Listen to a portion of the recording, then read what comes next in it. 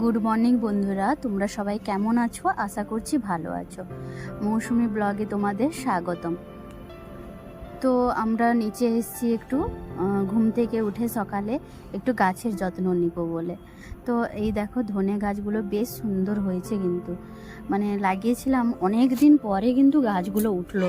বিশেষ করে ধনে গাছগুলো অনেক দিন পরে উঠলো, মানে প্রায় 10-12 দিন আমরা অপেক্ষা করেছিলাম, ভাবলাম যে উঠবে না মনে হয়, তারপরে দেখছি ভালো করে খুব সুন্দর করে উঠেছে কিন্তু। তারপরে দেখো বিনস গাছগুলো মানে কুঁড়ি এসেছে, সব গাছে জল দেওয়া হয়ে গেল। তারপরে এখানে আম্মা মানে ঠাকুমা, আন্টির শাশুড়ি মা ও বরমশাইয়ের সাথে কথা বলছে, আমার সাথে কথা বলছে। তো প্রতিদিনই মানে দেখা করতে হয়, যাওয়ার সময় আসার সময় দেখা করে, টাটা করে, খুব ভালোবাসে, কথা বলে। রাধার সোহাগী ফুলগুলো দেখছি ফুটেছে। এই গাছগুলো আমি না বাড়িতে যখন গেছিলাম মানে পুজোর সময়, ওই সময় কয়েকটা চারা আমি নিয়ে এসেছিলাম এখানে। তো ঠাকুরকে ফুল দেব বলে আন্টিকে বলেছিলাম এখানে এনে লাগাবো, তো আন্টি লাগিয়ে দিয়েছিল।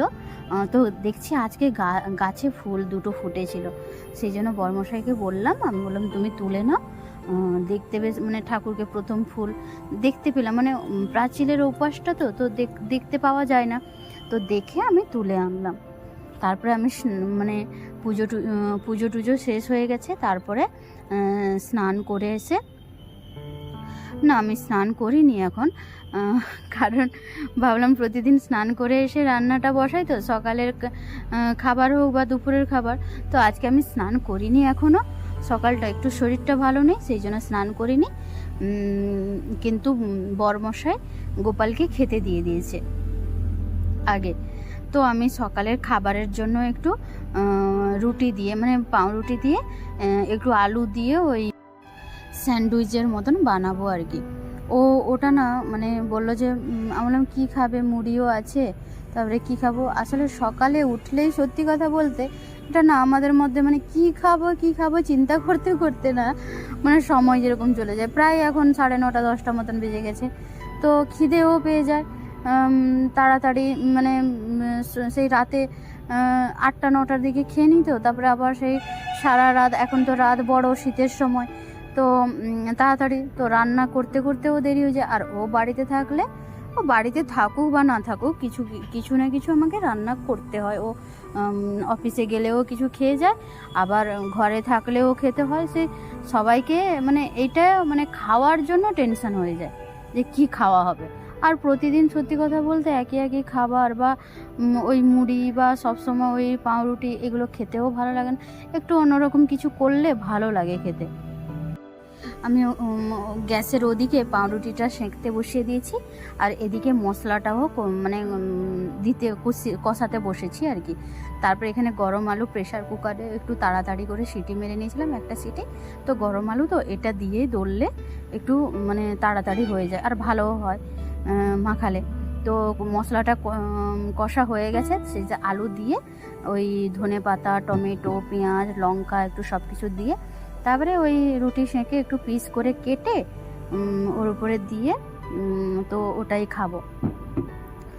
তো এদিকে আমি রুটিটা কেটে নিচ্ছি। রুটিটা কাটা হয়ে গেলে মানে একটা 4টা বসিয়েছি, আরও 4টা বসিয়েছিলাম, কিন্তু এখানে যে রুটিগুলো কাটতে কাটতে ওই দিকে দেখি রুটিগুলো আবার পুড়ে গেছে। তো ভাবলাম চলো, আর আমাকে না সত্যি কথা বলতে একটু কড়া কড়া রুটি মানে সেঁকাটা ভাল লাগে, কড়া, তো একটু নরম থাকলে মানে ভালো লাগে না, তো ওই জন্য একটু ভালো করে কড়া করে সেঁকে নিই। তো কড়া করে সেঁকতে গিয়েই পুড়ে গেছে জিনিসটা। তো দেখো এইভাবে বানিয়ে নিচ্ছি। আর আজকেও না দুপুরে একটু রান্নাবান্নার খুব একটা বেশি ঝামেলা নেই, কারণ একটা তরকারি করব শুধু। হেমন্তদা ফোন করেছিল সকালে, ও না মাংস রান্না করে নিয়ে আসবে, বললো এখানে খাওয়া দাওয়া করব সবাই মিলে। আমি বললাম ঠিক আছে, মানে বড়মশাইকে ফোন করেছিল, তো বললো ঠিক আছে তাহলে তাই হবে। তো আমার এখানে স্যান্ডউইচগুলো বানানো হয়ে গেছে, এবার আমরা খেয়ে নিব। অনেকটা কিন্তু দেরি হয়ে যায় সকালে খেতে, কিন্তু সকালে দেরি করে খাওয়াটাও খুব একটা ভালো নয়, মানে টাইমে মতন চললে খুব ভালো হয় আর কি, কিন্তু আমাদের পক্ষে সম্ভব হয় না, মানে সব কিছুটা একা হাতে করতে হয়, তো এটা ওটা করতে করতে সময় চলে যায়। তারপরে দেখো আমি এখন স্নান করে চলে এসেছি, সকালের খাবার দাবার করে তারপরে আমি কাপড়টাও কাচতে দিলাম, কারণ না আজকে শনিবার, তো আজকে কিছুটা কাচা হয়ে গেলে আবার মানে সপ্তাহে 2বার মতন কাচি, ওর জামা কাপড়ও থাকে, তো কাচাটা আমি কাচতে দিয়ে দিয়েছি, ওখানে এখন টাইম লাগবে 45 মিনিট মতন। তো এখন আমি সিম ভাজা করব, আর করব ওই মাছের মাথা আছে আর কি, মানে কাতলা মাছের মাথা, ওই 15 দিন মতন হয়ে গেছে ও মাছটা এনেছিল, কিন্তু আমার সেই জন্মদিন, তারপরে ওর জন্মদিন, এইগুলো করতে করতে না রিচ খাবার অনেকটা খাওয়া হয়ে গেছিলো, দিয়ে আমি রেখে দিয়েছিলাম আর কি, মানে ভাবলাম যে এখন আর খাবো না, ওই পরে ওই রিচ খাবার যখন কমবে তখনই খেতে ইচ্ছে করবে, বানাবো আর কি। বানাবো মানে আজকে একটু ফুলকপি ছোট ছোট করে কেটে মটরশুঁটি আর আলু দিয়ে ওই মুড়ি ঘন্ট বলে, ওইটাকে মাছের মাথা দিয়ে, আর লেজা একটা আছে ছোট্ট, ওইটা দিয়ে রান্না করব, আর শিম ভাজা করব। আর তো হেমন্তদা মাংস নিয়ে আসছে, তো ওইগুলো খাওয়া হবে আজকে। তো আগে সিমটা ভাজতে বসিয়ে দিয়েছি, সিম ভাজা হয়ে গেলে একে একে সব ওই সবজিগুলো ভেজে নিব, ভেজে তারপরে মাছের মাথা দিয়ে রান্না করব।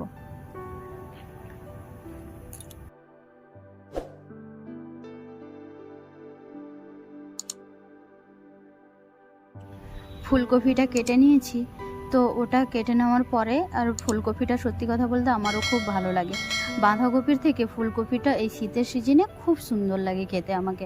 আমি ফুলকপির ভাজা বা পকোড়াও করে নিই কোনো কোনো সময়। তো আলুগুলো ছিলে নিয়েছি, নতুন আলু তো একটু ছুরি দিয়ে ছিলে নিয়েছি, মানে উপরের যে খোসাগুলো ওইগুলো ছাড়িয়ে নিয়েছি, দিয়ে ভালো করে ধুয়ে তারপরে কেটে নিচ্ছি ছোট ছোট করে। আর একটু মটরশুঁটিও দেবো তরকারিতে, দিলে ভালো লাগবে খেতে কিন্তু।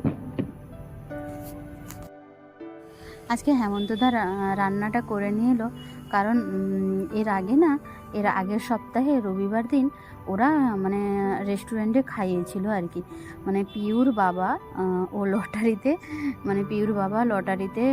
মানে 1 কোটি টাকা জিতেছে আর কি, ওই জন্য খাইয়েছিল, একটা খাওয়ানোর ব্যাপার ছিল, তো খাইয়েছিল সবাইকে আর কি।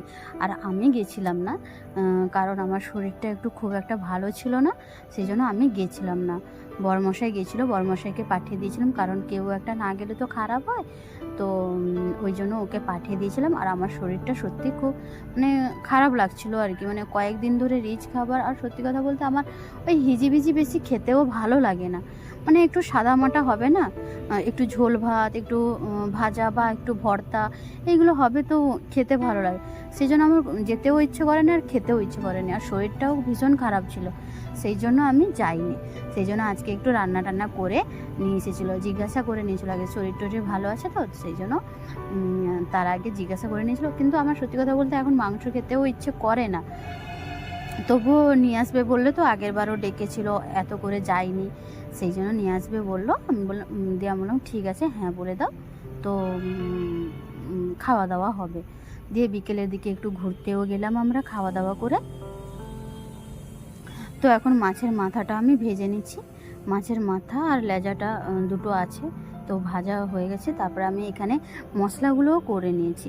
দেখো মাছের মাথাটা আমি ঢাকা দিয়ে দিয়ে ভাজছি, কারণ কেন জানো তো, মাছের যে মাথার যে মানে ওই যে চোখটা থাকে তো ফাটে, আর ওইগুলো আমার খুব ভয় লাগে, কিন্তু তবুও মানে ছিটকেছে, অনেকটা ছিটকেছে ভাজতে গিয়ে, আস্তে আস্তে ঢাকা দিয়ে দিয়ে আমি ভাজছিলাম।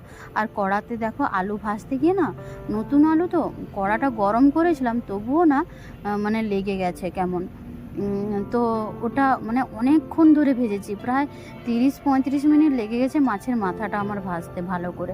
আর মাছের মাথাটা দেখবে ভালো করে না ভাজলে না গন্ধ ছাড়ে, তো ভালো লাগবে না খেতে, সেই জন্য অনেকক্ষণ ধরে আমি ভেজেছিলাম। তারপরে দেখো মটরশুঁটিটাও আমি আগে ভাজিনি, কারণ মটরশুঁটি তেলে দিলেই আবার ছিটকবে, সে গরম, মানে এই জিনিসটা আমার রান্না করতে গেলে প্রচণ্ড ভয় লাগে, সেই জন্য আমি কি করেছি না, তেল দিয়ে তারপরে পেঁয়াজ দিয়ে তারপরে আমি মানে ওখানে একটু কম ছিটকবে আর কি, তো মশলাটা কষা হয়ে গেছে, সব দিয়ে দিয়েছি, আদা রসুন বাটা, পেঁয়াজ, তারপরে মটরশুঁটি, ধনেপাতা সব কিছু দিয়ে এবার আমি আলু টালু দিয়ে মাছের মাথার যে ভেজে রেখেছিলাম ওইগুলো দিয়ে ভালো করে রান্নাটা করলাম।